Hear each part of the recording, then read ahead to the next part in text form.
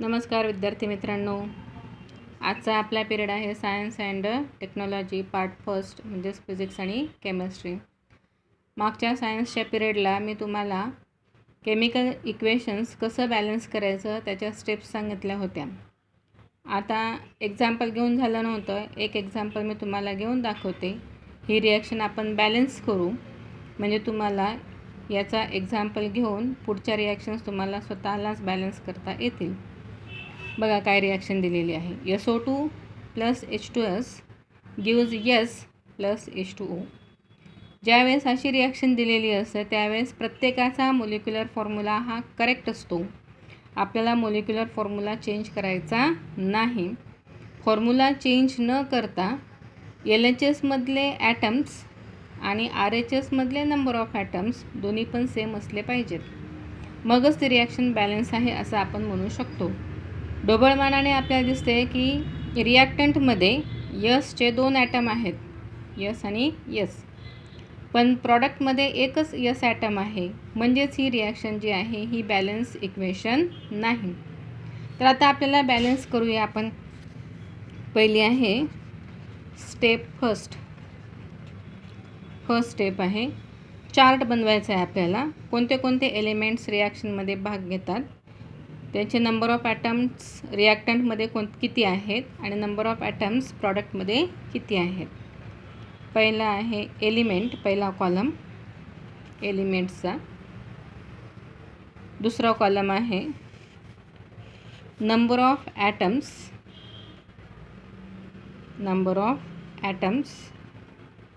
कोणामधले, in reactant.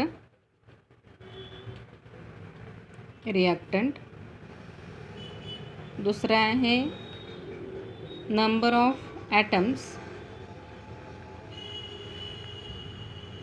In product. असा छान table आपण बनवायचा. जनरली टेबलच बनवायचा म्हणजे आपल्या ॲन्सरला गेटअप येतं. कोणते कोणते ॲटम्स आहेत बघा. एलिमेंट्स कोणते आहेत, पहिला आहे यस, दुसरा आहे ओ, तिसरा आहे एच, पुन्हा आणखी दुसरं काय आहे का बघा, नाही. यस म्हणजेच काय, सल्फर. सल्फरचे रिॲक्टंटमध्ये किती ॲटम्स आहेत, number of atoms of a sulphur in a reactant किती आहे, हा यस आणि हा एस किती आहे, 2. प्रॉडक्टमध्ये बघा किती आहे सल्फरचे, 1. त्याच्यानंतर ऑक्सिजनचे रिॲक्टंटमध्ये किती आहेत, 2 ॲटम आहेत. प्रॉडक्टमध्ये किती ॲटम्स आहेत, 1. आता काय उरला, हायड्रोजनचे रिॲक्टंटमध्ये किती ॲटम्स आहेत, 2. प्रॉडक्टमध्ये किती ॲटम्स आहेत, 2 आहे. आता हा टेबल तयार करून झाल्यानंतर ह्या टेबलमध्ये बघायचं कोणता एलिमेंट बॅलन्स आहे आणि कोणता एलिमेंट इनबॅलन्स आहे. जर आपण यस जर बघितला तर इथे 2 आहेत, इथे 1 आहे, म्हणजे हा यस इनबॅलन्स आहे. ऑक्सिजन पण इनबॅलन्स आहे. मग राहिला काय, हायड्रोजनचे दोन्ही ठिकाणी 2-2 ॲटम आहे. आता दिसायला तरी आपल्याला हायड्रोजन बॅलन्स दिसतो आहे, मग त्याला बॅलन्स करून काय उपयोग आहे का, नाही. मग आता यस आणि ओ दोघांपैकी एकाला बॅलन्स करायचा. पण शक्यतोवर सुरुवातीला मेन जे एलिमेंट आहेत ते बाजूला ठेवायचे आणि हायड्रोजन आणि ऑक्सिजन दोघांपैकी एकाला बॅलन्स करायचं. त्याच्यापैकी हायड्रोजन बॅलन्स आहे, मग कोणाला बॅलन्स करणार, ऑक्सिजनला. मग आता काय म्हणूया आपण, टू बॅलन्स ऑक्सिजन ॲटम. ऑक्सिजनला आपल्याला बॅलन्स करायचं आहे. मग त्याच्यासाठी पुन्हा टेबल बनवायचा. नंबर ऑफ ऑक्सिजन ॲटम हा पहिला कॉलम.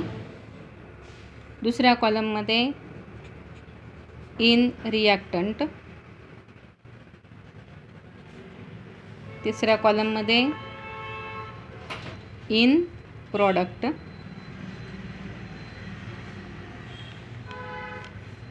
ऑक्सिजन ॲटम्स इनिशियली आणि फायनली.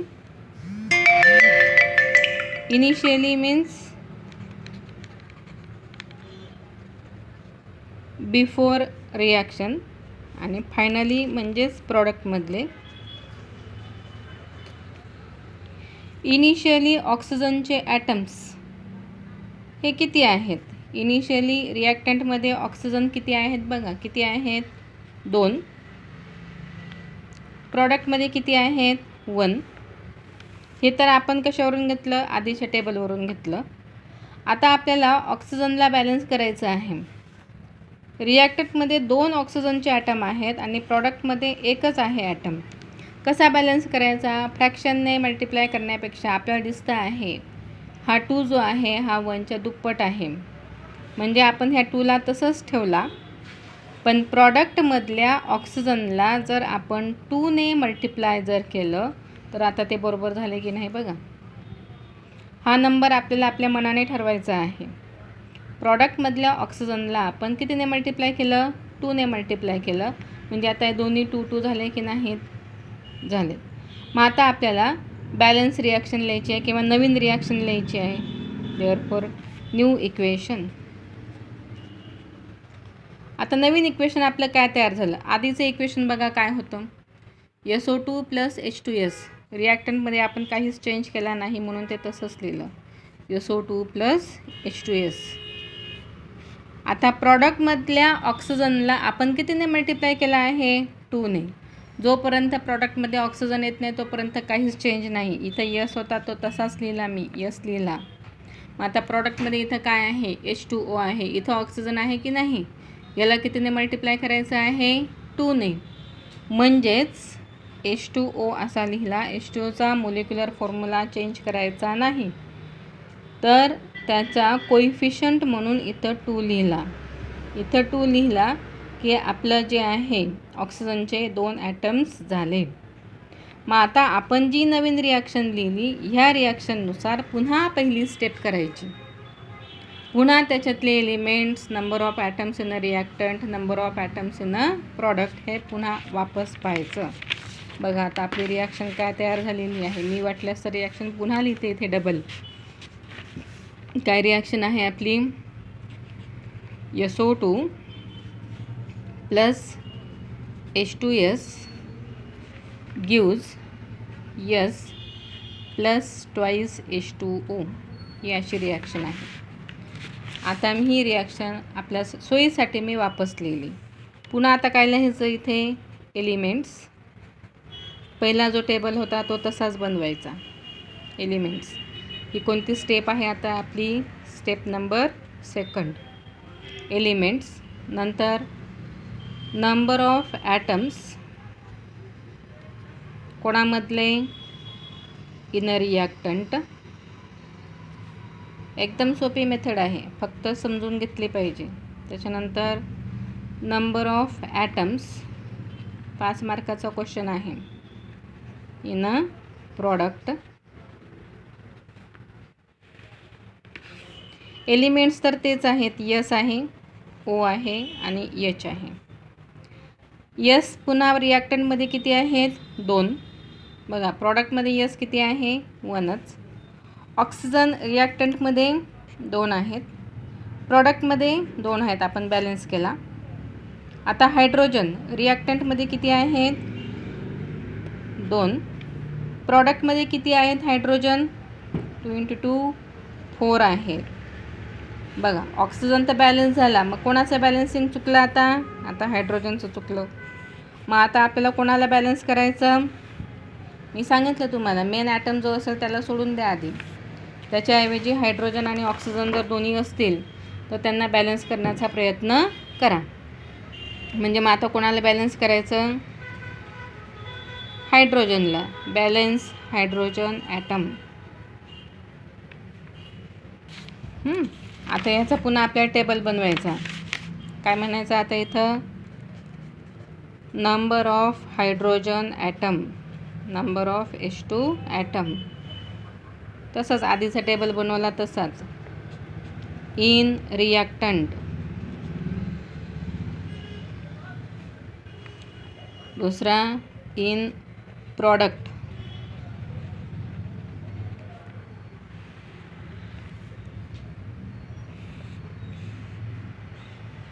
इनिशियली म्हणजेच रिॲक्टंटमधले सुरुवातीला काय कंडिशन आहे ती, आणि फायनली आपण बॅलन्स केल्यानंतर काय होणार आहे ते बघा. सुरुवातीची कंडिशन तर आहे आपल्याला वरच्या टेबलवरूनच घ्यायची आहे. हायड्रोजनचे इथे किती आहेत, 2 ॲटम आहेत, आणि इथं प्रॉडक्टमध्ये किती आहेत, 4 ॲटम आहेत. बघा आता तुम्हीच कसं बॅलन्स करता येईल. आता याला इथं 2 आहे, इथं 4 आहे. मग या 4ला 2ने डिवाईड करायचं का 2ला 4ने मल्टिप्लाय करणं सोपं जातं आहे. 2ला 2ने मल्टिप्लाय करणं सोपं जातं आहे. म्हणजे हा 2 तसाच ठेवला आणि ह्याला 2ने मल्टिप्लाय केलं आणि हा 4 तसाच ठेवला, याला काहीच केलं नाही. आता काय प्रोसेस केली बघा. आपण रिॲक्टंटमधल्या हायड्रोजनला कितीने मल्टिप्लाय केलं आहे, 2ने मल्टिप्लाय केलेलं आहे.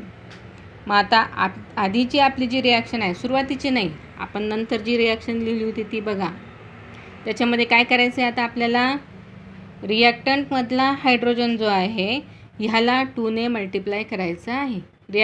रिॲक्टंटमध्ये हायड्रोजन हा इथे आहे, याला कितीने मल्टिप्लाय करायचं आहे, 2ने.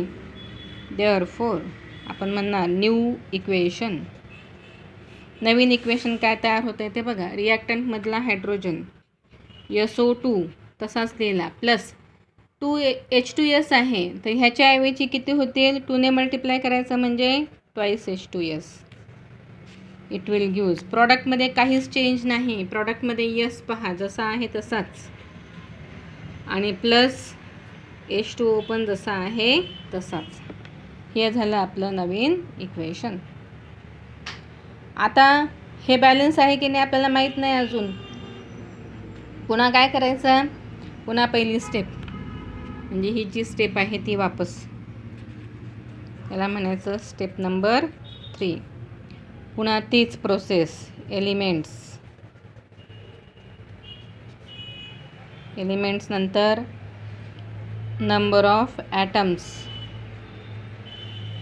कोणामधले, रिॲक्टंटमधले. पुन्हा number of atoms कोणामधले, प्रॉडक्टमधले.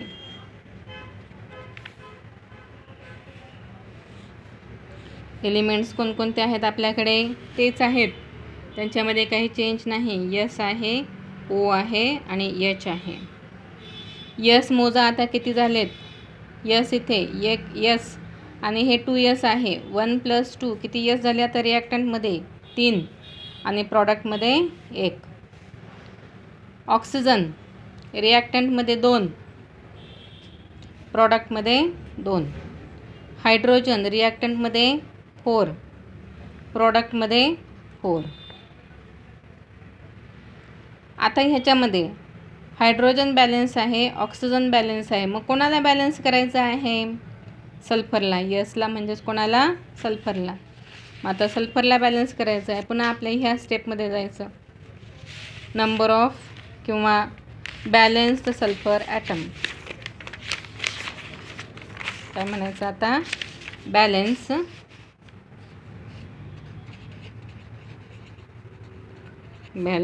Yes atom.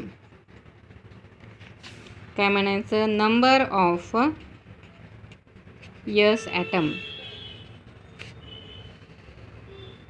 दुसरं इन रिॲक्टंट. तिसऱ्या कॉलममध्ये इन प्रॉडक्ट.